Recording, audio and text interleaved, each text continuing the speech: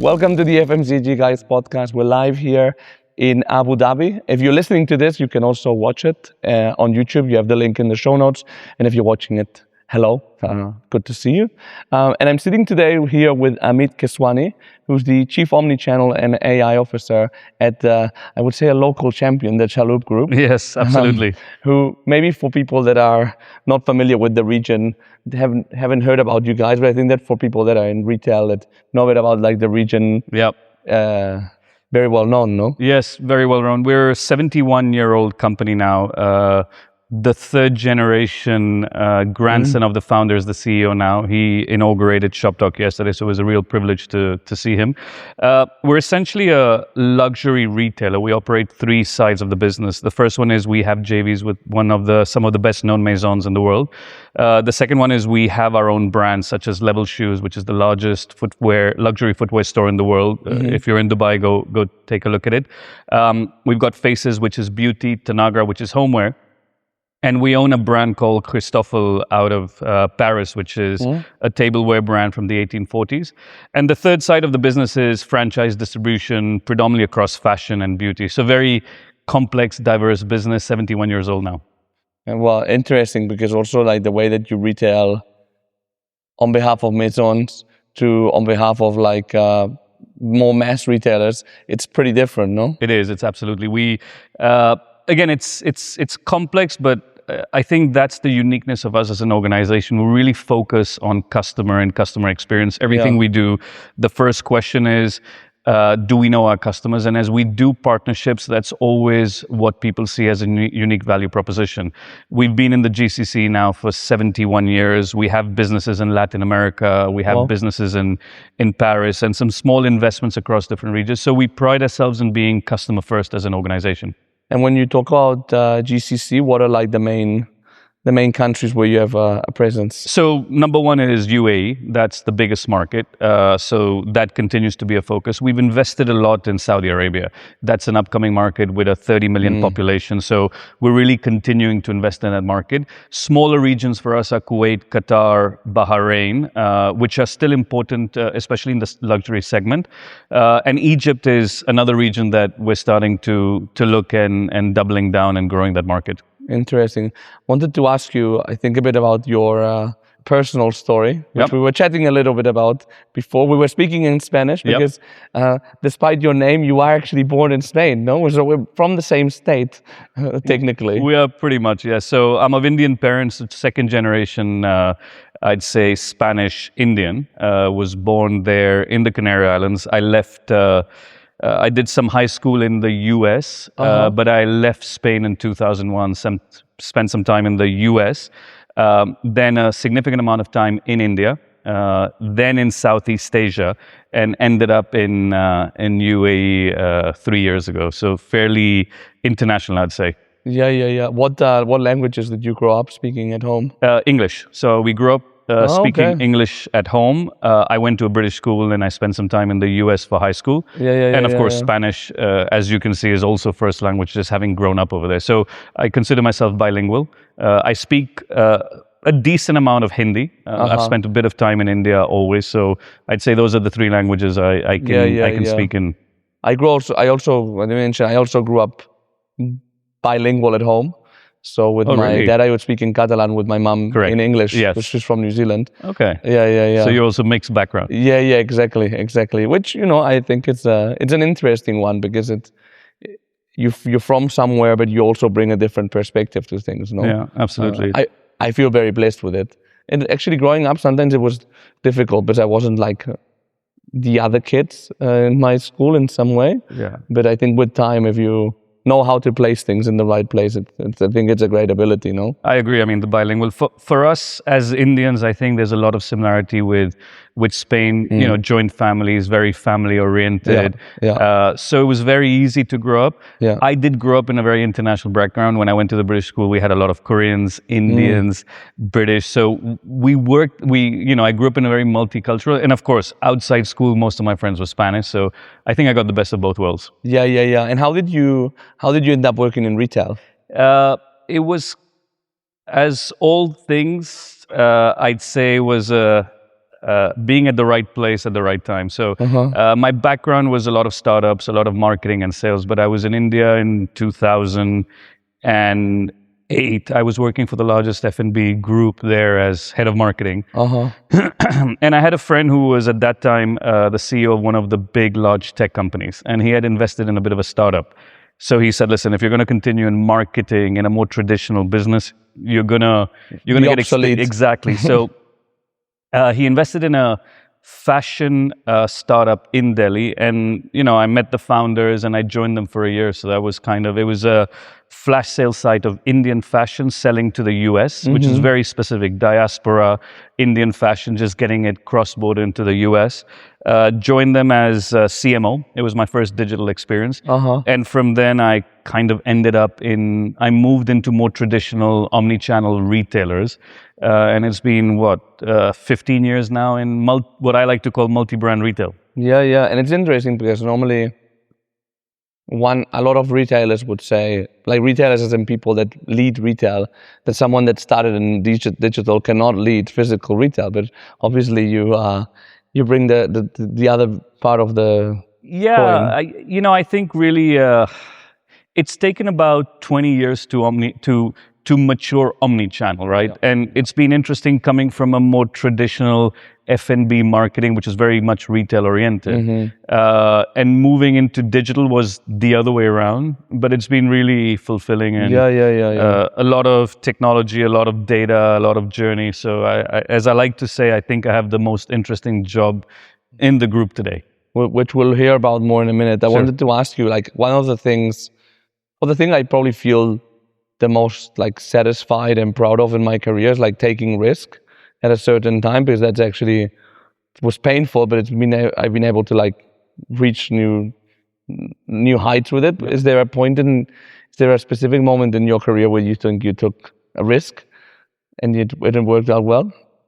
Or maybe it didn't work out, I don't know. No, I think, listen, my career has evolved being very bold and taking risks, and I continue to do that. And going from where I was to where I am and taking on, to be fair, I don't have a technology background, right? I do have a marketing background. I don't have an AI background, but those are things that I've prided myself in saying, listen, I want to take a step forward. I really want to take a risk and go into areas that I don't know, but at the same time being conscious that we need to be humble as we take these on, learning, making sure you have the right learning and development, and being humble enough to listen to people going out there. But I continue to want to take risks, be bold, and I think that's what keeps the career exciting. Is there a specific risk that you are like, okay, I took the right call there?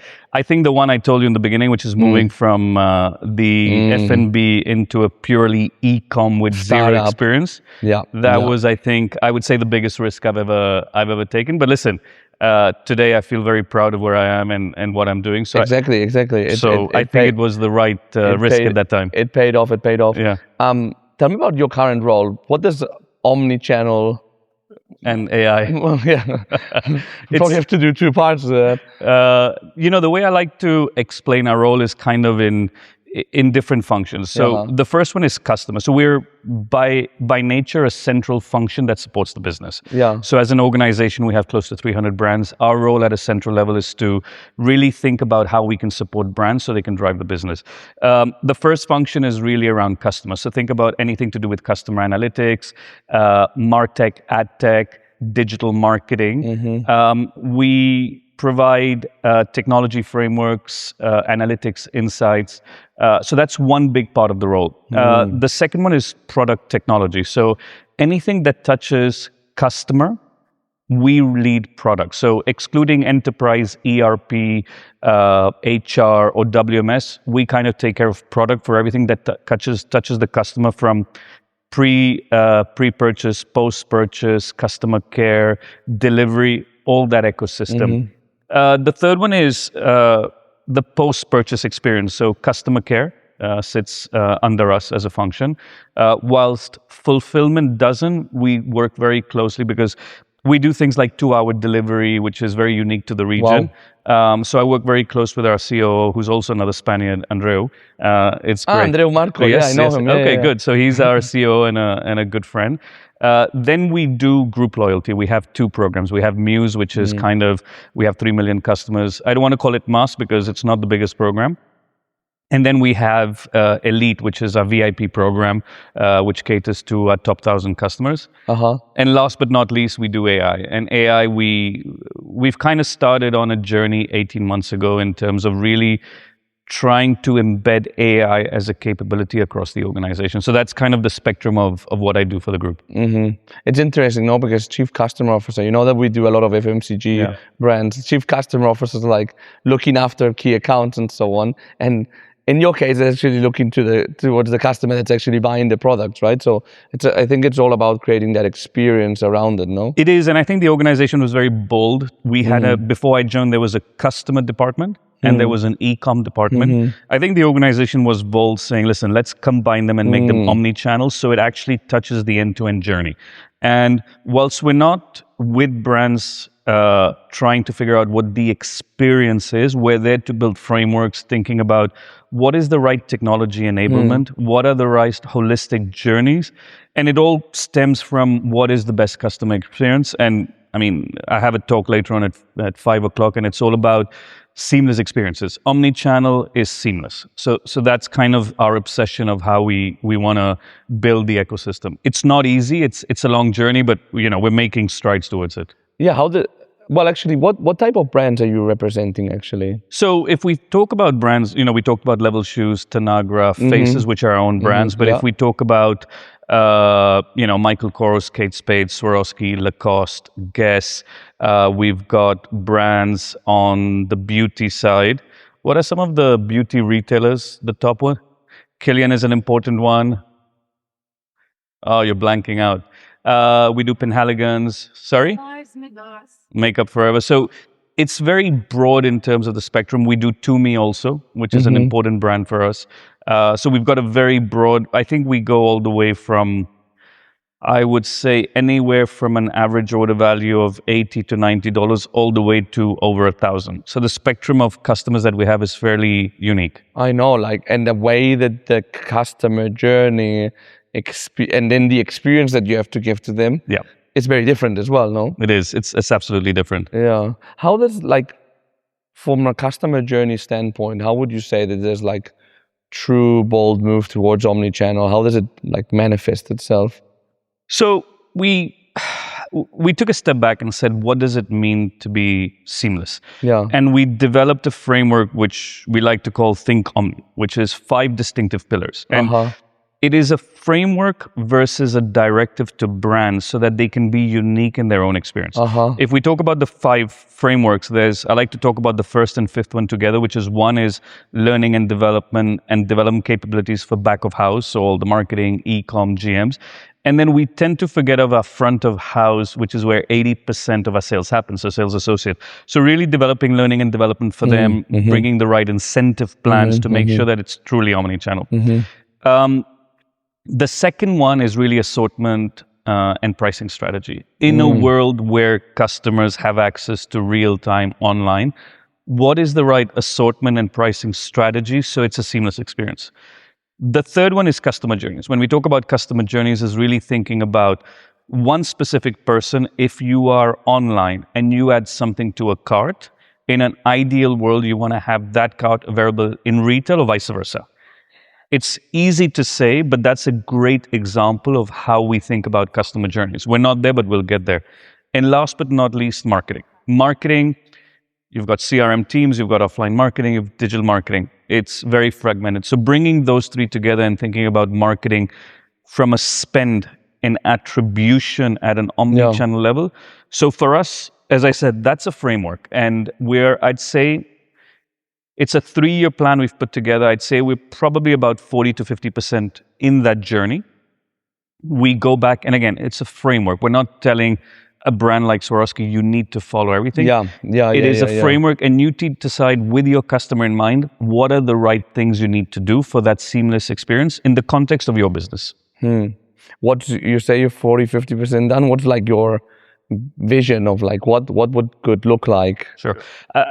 We're in 26. I think at end of 27, we should be at 80%. Okay. I don't think it's ever going to be 100 because it always evolves. It's always going to be evolving in front of you. We're actually, as we speak next week, we're doing an assessment of 3 of the brands based on what we did in 2025. So we really want to make sure that whatever we do has an impact on the front end. So we're mystery shopping and we're calling it a maturity assessment. And that's happening next week for 25. Again, our ambition as a group is to get to 80%. You have a fascinating job because it's very interesting, but you'll never be able to get a 10, no? Because Ever. There'll always be something left to do. And it's interesting, no? Because actually, I mean, you've been talking about like that you're touching all these touch points in the company, like it's truly like cross-functional, no? Yeah, it is very transversal, cross-functional. My 2 key partners, of course, we are here to serve the business. And I always like to say that we are here because of the business. My 2 key partners are obviously the Chief Technology and Data Officer and the Chief Operating Officer. So if the 3 of us don't work together, there's no way we can deliver this. And if I would call cross-functional, it's the 3 of us being together, talking about what the strategy is, aligning, and then getting our teams to deliver. And of course, making sure that the business buys into what we're trying to do. Which must be interesting for you because from what I've seen on LinkedIn, like you've done quite a lot of like commercial work before, like marketing, commercial, to be like in the, I don't know, back part, like trying to rally everyone towards it must be, I mean, you have more credibility because you understand what these people want, I guess. True. But it must be an interesting one for you personally, like a stretch one for you, no? You know, I remember my interview process was exactly what I told my boss. Like, you're asking me to exactly take a step back and try and rally the crowd to get to an ambition. I said, it's not, he said, I acknowledge it's not easy, but I agree with you. Having been in commercial roles, so in my past 2 organizations were very commercial, it really helps understand what the objectives are and how to bring commercial leaders together. Because, you know, it's very easy to go out to a commercial leader and try and get them to do something, but they're the ones driving the business, and we have to be very supportive in that function. And it's always a challenge, but I suppose that's the nature of the job, as my boss always says. Well, it's like empathy and putting yourself in the same place, and actually putting like a level ground of like, okay, we're all chasing the same business objectives. How can we get there together? In terms of like, I think that with, especially when we're talking about like your luxury propositions, like, where does AI end to not like kill the customer experience? No, because that human touch is paramount. No, it's an interesting question, and I think digital took about 15 to 20 years to mature. I think AI is gonna mature much quicker. The way we're looking at AI, I would say, is 3 distinctive pillars. The first one, which has been around for a long time, is predictive analytics. But with what has happened in the last 3 years, it's accelerated a lot. So we're taking that and we're doing projects like sales forecasting, we're doing capacity management, we're doing next best action for first-party customer data. So that has a distinctive stream which is going to continue to accelerate. The second one is, I'd say the agentic piece, which is very buzzy right now. I don't think... So buzzy. It is buzzy. I don't think anybody's solved for it, and everybody's saying they can solve it, but if you go and look at it, you go down, they're not really solving for it yet. We have a couple of use cases where we're going to try. I'll give you a great example. Our customer care teams operate across 7 different technology stacks to be able to get all customer information. Rather than building an integration, can we build an agent that can bring everything together? Okay. Interesting. Seems tactical and realistic. So that's one example, and there's other ones coming up. But we're being cautious about everything agentic because there's everything. It goes up, comes down, and then kind of stabilizes somewhere. So we're taking it seriously. And the third one is the future of commerce. So what really keeps me up at night is the future of commerce. I'll give you an example. We have our own internal management system. So we've built our own kind of knowledge management sitting on top of ChatGPT. Now, an example of what I did a week ago is that I want a pair of chinos A, B, C, D, E. I want a specific fit. I want a specific material. I said, I want something which could be formal, casual. I can wear with a suit, with a t-shirt, etc. And I want a slimish fit, but not too slim. Yeah. The output was 3 brands, out of which 2 I didn't know of. And that took me, I then went directly to their websites. That tells you how this is moving very quickly. Yeah. So I think there's 3 things. One is the discoverability on LLMs, which is what now we commonly call GEO. How do we make sure our products are discoverable on the LLMs? So we're doing some work on that. And second is conversational commerce. We've developed our own chatbot on Faces, which is our beauty business, which is essentially a conversational chatbot where you can go and say, I've got dry skin. I'd like a 4-step routine. Give me a recommendation. 10% of our customers on the app are using it with a double average order value. This was just a proof of concept. Wow. So we're doubling down on that specific chatbot to make it available to our sales associate, to make it available on web, and really think about it both omnichannel and from a brand perspective. We've called it Layla, which now you have somebody, and we're thinking about what does the CRM journey become from Layla versus Faces. So it's a great way for us to double down on conversational. So I'd say those are the 3 pillars we're working on when it comes to AI. And as somebody that's like a marketer and a business person, there's the debate of like data-driven versus gut feel. Yeah. Where do you stand on that? I'd say 60 to 65% data and the rest is gut. You do need to... there's data and then there's interpretation. Interpretation many times is around gut because you and me can look at two same data sets and have different perceptions. I think that's where experience comes in. And a lot of our audience is like in the UK, the US, Germany. So not much in the Gulf. What do you like about working in the Gulf? We're in a region which is growing, which is super exciting. We continue growing like for like. We're continuing to open new businesses and the markets are still maturing. I think one, I love that. The second, I think it's really a place to be from a lifestyle. It's the world is a choppy place right now. If you look at the GCC, it's really, there is some stability to these countries. There's great quality of life. Yeah. It's very cosmopolitan and they're doing a great job around it.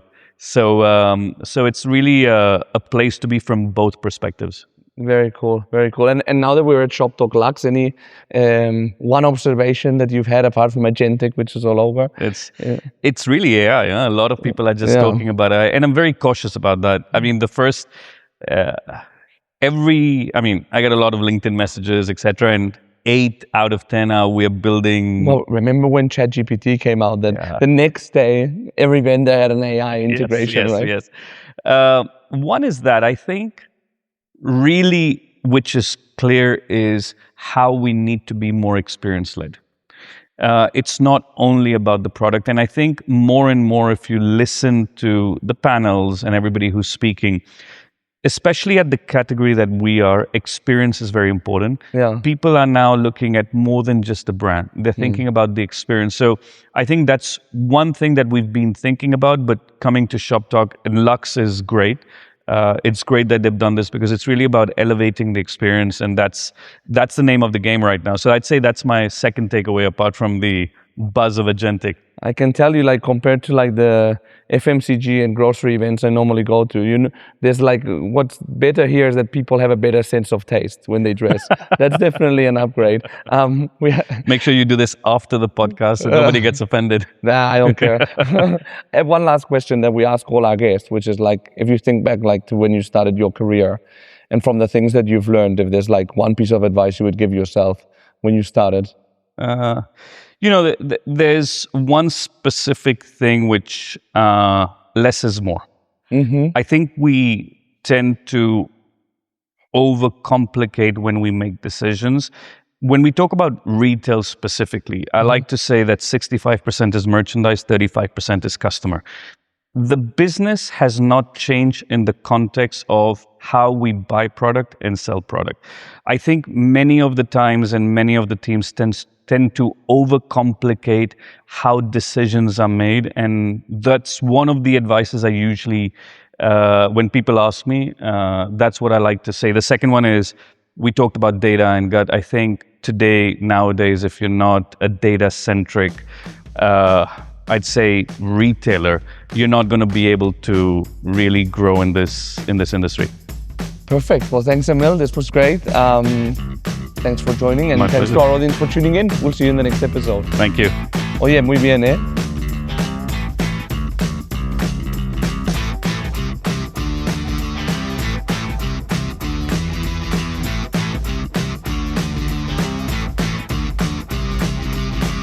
The content in this podcast episode is provided for general informational purposes only. By listening to our episode, you understand that no information contained in this episode should be construed as advice from Dwyer Partners SL, doing business as the FMCG guys, or the individual author, host, or guests, nor is it intended to be a substitute for research on any subject matter. Reference to any specific product or entity does not constitute an endorsement or recommendation by Dwyer Partners SL. The views expressed by guests are their own, and their appearance on the program does not imply an endorsement of them or any entity they represent.